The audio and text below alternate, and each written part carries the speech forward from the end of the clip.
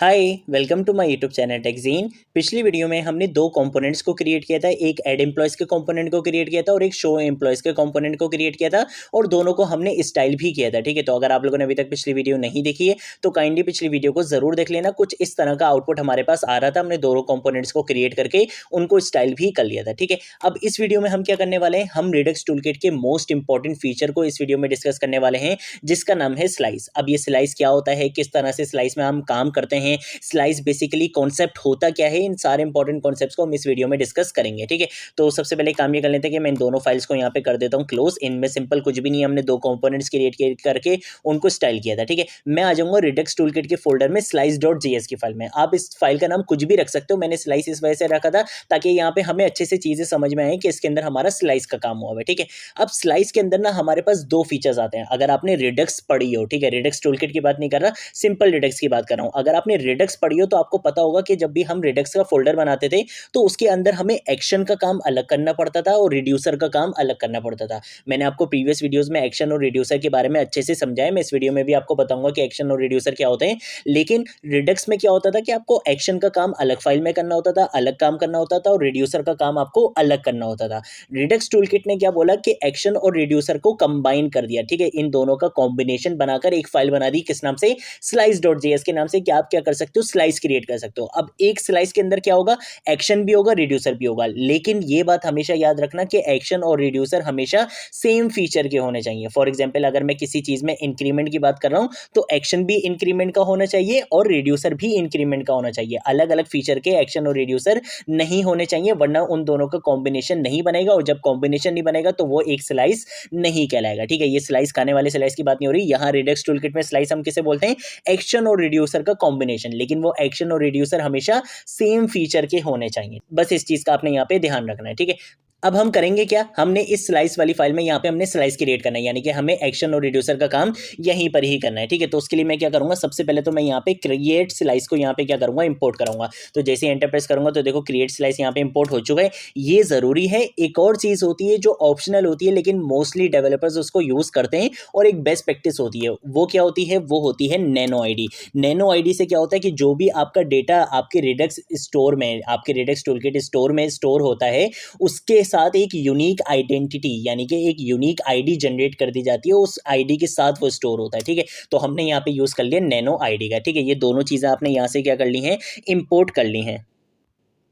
अब उसके बाद क्या बताना है, आपने अपनी इनिशियल स्टेट, आपने अपनी स्टार्टिंग स्टेट बतानी है। ठीक है, तो आप इसका नाम कुछ भी रख सकते हो, मैं यहाँ पे रख लेता हूँ स्टार्टिंग स्टेट। ठीक है, इक्वल टू, और यहाँ पे ये आपके पास है क्या, बेसिकली ये आपके पास एक ऑब्जेक्ट है जिसके अंदर आपके पास यहाँ पे क्या होगी, एक वैल्यू होगी, और वो वैल्यू क्या होगी, एम्प्लॉयज के नाम से। ठीक है, और यहाँ पे मैं बोलूंगा कि भाई जब भी आपका कंपोनेंट क्या होगा, रिफ्रेश होगा, ठीक है, या जब भी आपका पेज क्या होगा, लोड होगा, तो आपके पास एक एरे बनेगा एम्प्लॉयज के नाम से जो क्या होगा, एम्प्टी होगा। ठीक है, स्टार्टिंग स्टेट इसकी क्या होगी, एम्प्टी होगी। यानी कि अगर हम यहाँ पर आते हैं तो अभी एम्प्लॉयज के अंदर क्या है, एम्प्टी है। जैसे ही मैं यहाँ पे एम्प्लॉय का डेटा लिखूंगा और जैसे ही ऐड के बटन पे क्लिक करूंगा तो हमारे पास क्या होगा, एक्शन यहाँ पे ट्रिगर होगा, एक्शन हमारे पास डिस्पैच होगा, और वो किसके पास जाएगा, रिड्यूसर के पास जाएगा।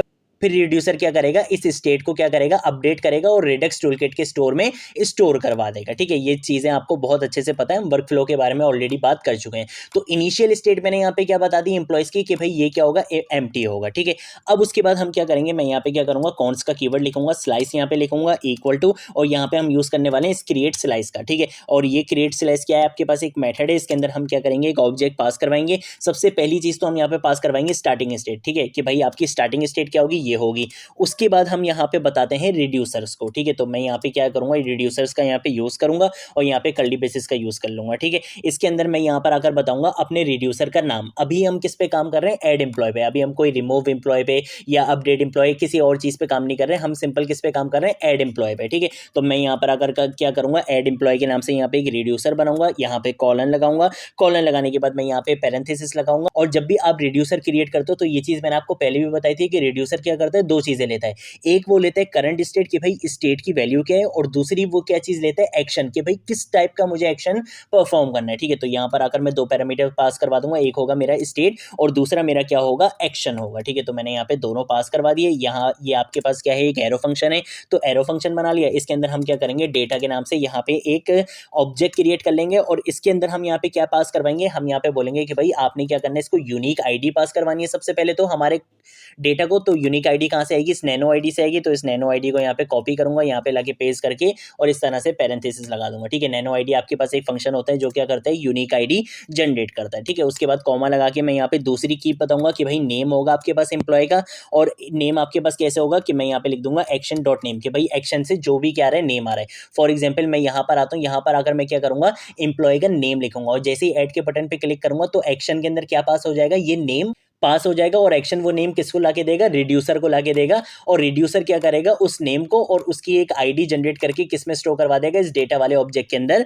स्टोर करवा देगा। अब उसके बाद हम यहाँ पर आएंगे, और यहाँ पर आने के बाद मैं बोलूंगा स्टेट डॉट, उसके बाद मैं यहाँ पे आगे लिखूंगा एम्प्लॉय, और उसके बाद मैं लिखूंगा डॉट। ठीक है, एम्प्लॉय नहीं, मुझे यहाँ पे एम्प्लॉयज लिखना है, क्योंकि यहाँ पे मेरी इनिशियल स्टेट क्या थी, एम्प्टी एरे था। अब मैं बोलूंगा कि भाई आपने क्या करना है, इसको एम्प्टी एरे नहीं करना, बल्कि अब जो भी मैंने डेटा यहाँ से क्या करा है, ऐड करा है, आपने इसको क्या कर देना है, इस एरे के अंदर पुश कर देना है। तो उसके लिए आपके पास क्या होता है, एक पुश का फंक्शन होता है, जो आपके पास जावास्क्रिप्ट एरेस का एक फंक्शन होता है, आपने उसको यहाँ पे यूज कर लिया कि भाई इसके अंदर जो भी वैल्यू आ रही है वो आपने क्या करनी है, एम्प्लॉयज वाले एरे के अंदर पुश कर देनी है। अब इसके अंदर वैल्यू कहाँ से आएगी, इस डेटा के अंदर आएगी। तो मैं यहाँ पर अगर क्या बताऊंगा कि भाई डेटा के अंदर जो भी वैल्यू आ रही है वो आप इस एम्प्लॉयज वाले एरे के अंदर पुश करवा दो। ठीक है, यहाँ पर आपका इसका काम कंप्लीट हो चुका है। मैं यहाँ पे सेमीकोलन लगाऊंगा, और यहाँ पर आने के बाद मुझे दो लाइंस और लिखनी है। एक होगी मेरी एक्सपोर्ट कॉन्स्ट, और यहाँ पे आके मैं क्या करूंगा, कर्ली ब्रेसेस लगाऊंगा, और यहाँ पे आगे इक्वल टू लिखूंगा, यहाँ पे आगे मैं लिखूंगा स्लाइस। ठीक है, मेरे स्लाइस का क्या नाम था, स्लाइस ही नाम था। और यहाँ पर आकर मैं लिखूंगा डॉट एक्शंस। अब आप ये बोलोगे यार ये एक्शंस कहाँ से आए, एक्शंस तो हमने कहाँ कहीं पे यूज ही नहीं करा।